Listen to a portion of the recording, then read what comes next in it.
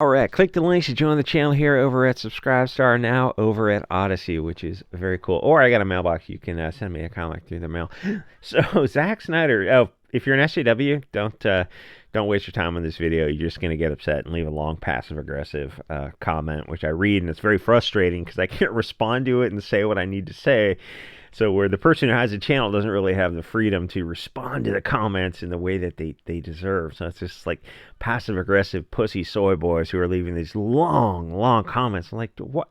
I put woke in the title so you wouldn't watch it. It's like, oh, you used the word woke, then you're this. It's like, yeah, but it was in the title, so you don't need to watch it if you know you're going to be offended and leave these long friggin' comments. Honestly, there's a lot of mental illness in the left-hand community. So, Zack Snyder seems like a total twat. Some people I look in Hollywood, and I just don't understand why they're there. Then you realize that the majority of Coomer consumers are not really too deep into movies. It's more just flashy, short attention span images on screen where you can look back over movies from every decade to see how they've been getting dumbed down as the population gets dumber. If you want to know how out of ideas Hollywood is, look at all the reboots and sequels that are scheduled for the next year, where they're using bait and switch name recognition. Something like if you remember 77 Star Wars, then you get in the theater, and all of a sudden you're looking at the screen, and it's all like BLT, POCs, and all that kind of Frankfurt nonsense. And the story doesn't make sense because you look at the people on screen, they're like, these people don't belong together. This is just kind of BlackRock bullshit found family kind of propaganda. And a great recent example was the Marvels, where you have three diverse, inclusive Marxists of colors with colors and oppression fighting the patriarchy. And actually, to be fair to that movie, they fought another marginalized POC of oppression who is making millions while you're eating at a food bank and sending your taxes to foreigners. But you're privileged, and the millionaires in gated communities in limousines, are oppressed, and they're need to lecture to you. Guys, join the Subscribestar. I'm starting a militia. We're going to put 50 calibers on Toyotas and take over Hollywood to make our own movies. Or maybe in honor of diversity in comics, we'll get that Kia and mount something on the top of that. So how do you fix Hollywood? Well, first, I would race swap out everyone who isn't blonde because we believe in blue, green, and hazel-eyed diversity. So the thing with is it going to become a massive IP and a universe we can build on? No, I don't think it's going to work like that. So the thing with Captain Marvel 2.0 as the example is like colors with colors is it actually wasn't that bad, but people see three diverse vagina enjoyers and know like what you're going to get. It's going to be just Mary Sue's of colors, and it's not going to be worth the $15 to see Brie Larson, who, if you remember, is anti-white, ageist, sexist, and classist. And what did she say? I don't need a 40-year-old. Get fucked. The other girls in the movie, I'm assuming, are probably in the same woke boat because it's Hollywood. So this Schneider douchebag wants to start a new Star Wars universe with Rebel Moon. The problem is Star Wars is a dead brand. And I mean that's not an off the cuff statement. Star Wars as the brand is in deep trouble, and Disney as a $150 billion company is also starting to get in trouble. The Disney movies, the Disney trilogy, which you probably don't even remember, they were that bad, were woke garbage. Where the Han Solo movie actually lost money, which should be unheard of for Disney, or for Star Wars, or for Disney, really. Then Disney went to streaming with The Mandalorian, and Gina Carano was on board, and people weren't sure about, they thought it was going to be like a Mary Sue, but then she grew on people, they started to like her, and they fired Gina Carano. Then they made a bunch of diverse vagina-powered streaming shows that nobody watched. I don't even remember the name of them. Obi-Wan was one of them, and there was some POC chick nobody liked. And then Andor Star Wars, where all the good guys were the bullshit mixed race found family type of stuff, and the bad guys. Or I think the lead bad girl was some like platinum-haired, super ubermensch, Aryan stereotype with a cape or something. It's just really, really on the nose. what was some of the other Star Wars movies? I mean, they're just the Star Wars streaming shows. I think they had like 7 so far. I don't think they had any hit. Mandalorian was their one big chance, and I think that was the last chance to save Disney was when they fired Gina Carano. I think a lot is going to pivot on that firing. So the nobody wants to see like 30-year-old flash-chested chicks, girl power kind of stuff be the men in movies. Women need to be women, and women aren't men. What was the last Star Wars that just came out where there's a girl on a motorcycle, or the equivalent of a motorcycle, and she's riding along, and it's all, you look around, you're watching this, it's like, are this all just chicks? The whole thing is just like short-haired, angry chicks. I mean, you probably wanted to give them Birkenstocks. I don't even remember the name of that. It's like I saw it and it's like, oh, this is horrible. So the thing is, we're not brainwashed globalist sheep. We're not falling for all the anti-family BLT propaganda because casting a skinny boy with boobs. I guess you got a little bit freer speech over at Fandom, what is it called? Fandom Pulse. It's John Delarosa's new website where he's talking about somebody getting, back hole struggle snuggled in the bottom line.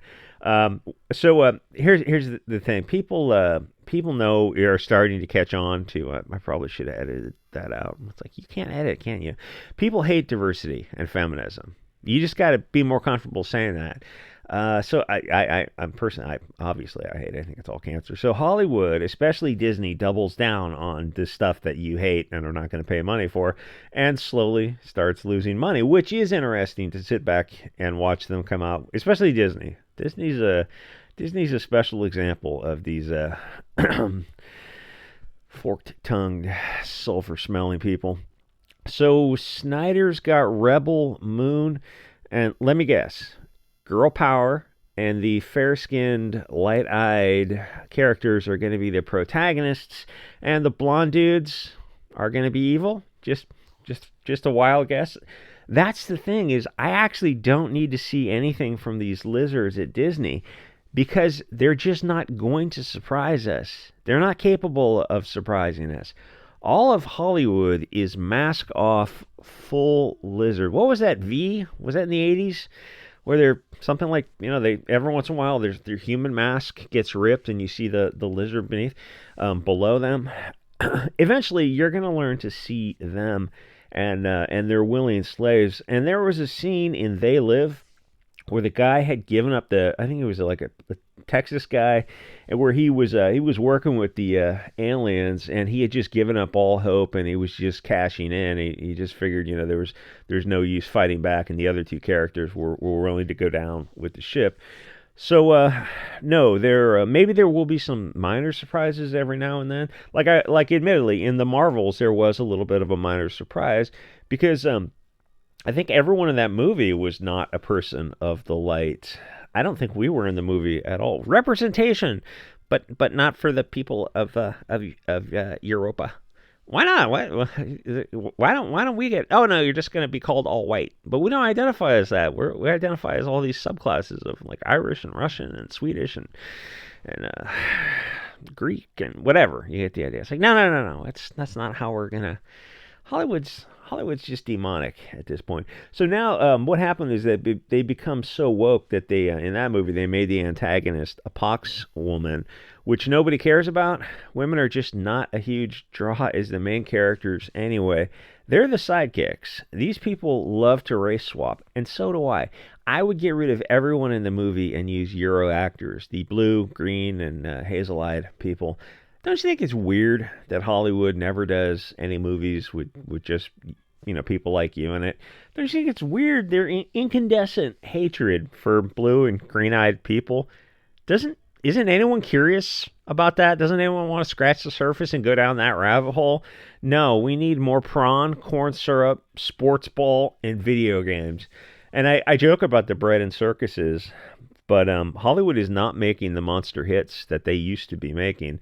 I guess they kind of peaked in the 80s, where they've painted themselves into a woke corner. And personally, I have Mary Sue fatigue, so I can't watch POC movies because I have PTSD from wokeness, and I just need to see all Swedish bikini team movies all the time, which is impossible from Hollywood, which means that there are no movies for people like me, which is fine. I guess it's just I would rather spend my time making alt media for the other platforms. I mean, when you're not watching TV or movies, it's like you there's a surprising amount of time that you put into watching. I gotta watch my shows. And they talk about some Netflix show, and you go put it on for kicks to see what they're watching. Like, this is cancer. Why would you watch this propaganda? You think of less of people who have shows that they have to watch. It's like, you realize you're talking to half the audience. Yeah, and you should feel bad if you're watching shows. So the brutal reality of anti-white Hollywood is they just can't make a movie with the good guys blonde and the bad guys not. They just can't do it, and they don't want to do it because Hollywood really hates people like you. Where you're from in the world, and also Christians. They very much hate Christianity. Anyway, is Rebel Moon going to be the start of a massive universe like he was hoping? No. That ship has sailed. And, you know, the whole Disney Star Wars ship has sailed. 77 Star Wars had blonde Luke on the hero's journey. If Hollywood would get modern-day characters who look like Luke, Han, Leia, Obi-Wan, they would have a hit on their hands. Don't you think it's weird that they're not willing to try that? To make a little throwback movie like that with the characters who look like 77 Star Wars? I mean, not just in Star Wars, but in Hollywood in general. You don't see a cast of characters who looks like them. There's always going to be a little diversity thrown in there. But it's funny because the POC movies, they'll make black movies and they'll be all black. And there won't be any like Chinese or Europeans thrown in there. But the opposite of that is not true. It only goes one way. It's like hey, so that Black Panther movie, you're in Wakanda. How come we're the Chinese and we're the Europeans and you get the idea? It's like no, it's just for us. Oh, but can we have stuff just for us too? Istaphobe says what? Well, that doesn't make sense. There's a ton of Chinese people and Arabs and Europeans who live in Africa. How come they're not part of Wakanda? Because it's an ethno state full of African American actors, which don't look like they're part of the same tribe, but I guess they just let that fly for Hollywood. The thing is, people are tired of diversity. It's a value for the Hollywood reptiles. It's not for us. We're tribal. We have completely different worldviews. Tribal stories are organic. Global Hollywood stories are propaganda. Subconsciously, the viewer knows the motives for the people don't make sense. Why are these 30 to 40-year-old flat-chested women in charge of all these things, running around pretending to be action heroes? Why are all these diverse people pretending to be working together so well?